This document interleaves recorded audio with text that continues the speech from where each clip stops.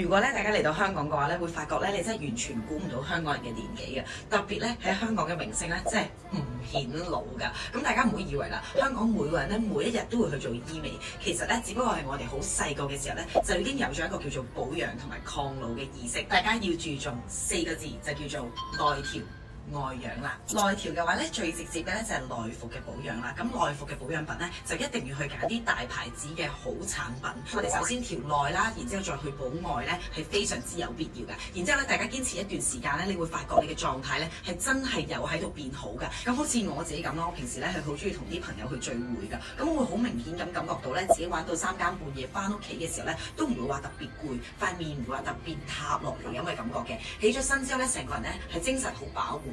個皮膚嘅狀態咧，亦都相對咧係穩定咗好多嘅。我塊面咧係好透亮啦，好光滑啦，完完全全咧係唔會影響到我第二日嘅工作嘅。身體嘅嗰個內在嘅狀態咧係非常之影響你自己外在嘅氣息嘅。日常非常之有效嘅就係好重要嘅瞓覺，每一日咧都要堅持咧瞓8個鐘以上，令到你內部嘅器官咧係充分進行咗一個調養。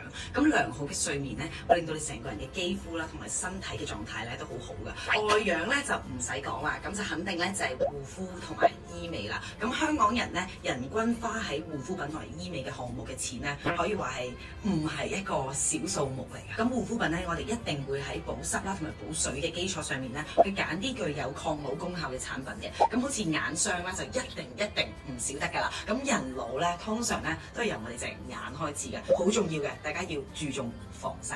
醫美項目咧就會比較多啦，但係唔理你做邊一個項目啦，你一旦好長時間唔再去修護佢嘅話咧，肌膚咧就會反彈，就冇咗個效果噶啦。如果你咧亦都想好似我咁咧，令到自己望落去更加年輕嘅話咧，記得內調外養先至可以更加有效。當然啦，仲要有一個好良好、好樂觀嘅心態。